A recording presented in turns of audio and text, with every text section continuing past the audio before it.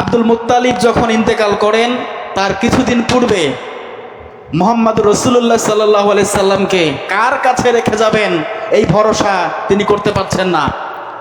আবু তালিব তার বাবাকে বলছে, বাবা, ভাতিজা মুহাম্মদকে আমার হাতে দেন, আমি একে লালিত পালিত করে বড় করব ইনশাআল্লাহ।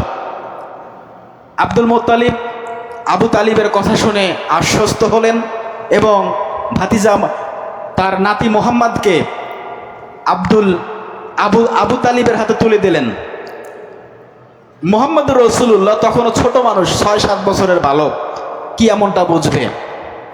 ধীরে ধীরে ধীরে ধীরে আবু তালিব মুহাম্মদ রাসূলুল্লাহকে বড় করতে শুরু করলেন এবং তিনি বড় হতে লাগলেন ধীরে ধীরে। সম্মানিত হাজিরিন, বিষয়গুলো পরে বলছি।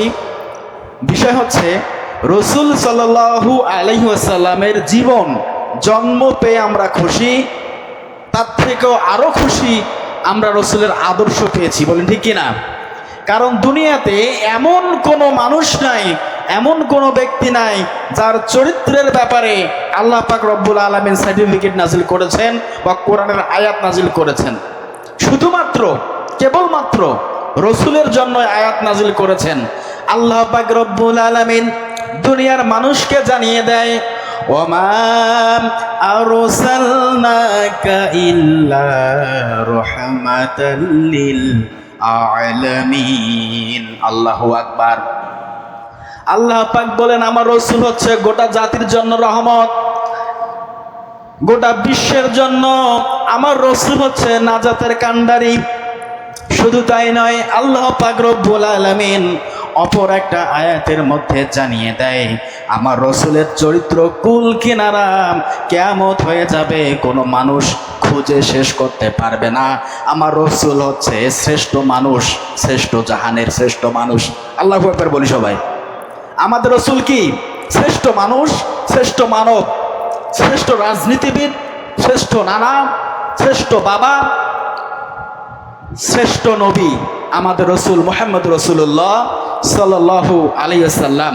সম্মানিত হাজিরিন, রাসূলকে আল্লাহ পাক এতগুলো কথা বললেন, সার্টিফিকেট দিলেন। এই রাসূলের আদর্শ আমাদের অন্তরের ভিতরে যদি আমরা লালন না করি, ঈমান ভঙ্গ হওয়ার যে 10টা কারণ আছে, এর 4 নাম্বার পয়েন্টে বলা আছে একটা মানুষের ঈমান সঙ্গে সঙ্গে নষ্ট হয়ে যায়। ঈমান ছাড়া কোনো মানুষ জান্নাতে যেতে পারবে না।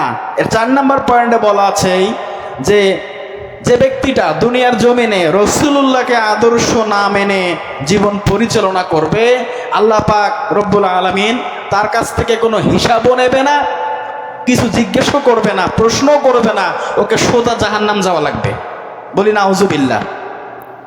সম্মানিত হাজরিন, রাসূল সাল্লাল্লাহু আলাইহি সাল্লাম জন্মগ্রহণ করেছেন, যেমন আমরা সবাই খুশি, তদুরূপভাবে রাসূল আমাদের আদর্শ, তিনি আমাদের আইডল।